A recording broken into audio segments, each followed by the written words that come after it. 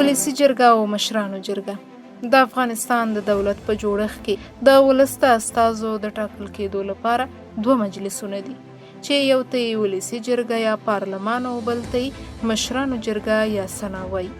د ولسي جرګې غړي د خلکو په مستقیمو سري او مستقلو رایو ټاکل کیږي. د دې جرګې هر غړی د ولایت په کچه د رایو په اکثریت پارلمان ته لار پیدا کوي. ښایي دا پوښتنه در سره وي چې ولې په پارلمان کې د ځینو ولایتونو استازي کم او د ځینو زیات وي.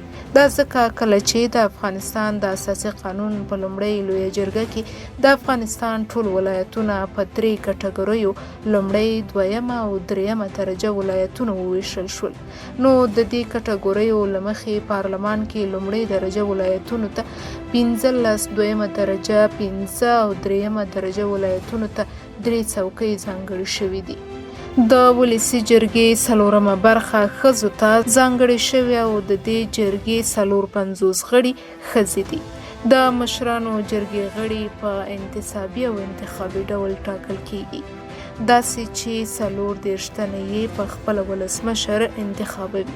کله چې د ولایتي شورا ټاکنې ترسره شي نو هره ولایتي شورا له خپل منځه یو تن د دې شورا د غړو په اکثریت سنا ته ټاکي او دریمه برخه 34 تنه د ولسوالیو شورا ټاکنو له لارې مشرانو جرګې ته ټاکل کیږي. خو دا چې تر دې دمه په هیواد کې د ولسوالیو شورا ټاکنې نه دي ترسره شوي، د مشرانو جرګې یا د برخه غړي هم ولسمشر انتخابوي.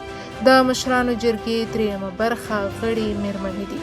د افغانستان ولسي جرګه 319 او مشرانو جرګه 102 تنه غړي لري چې د دواړو جرګو د غړو شمیر 351 تنه کیږي.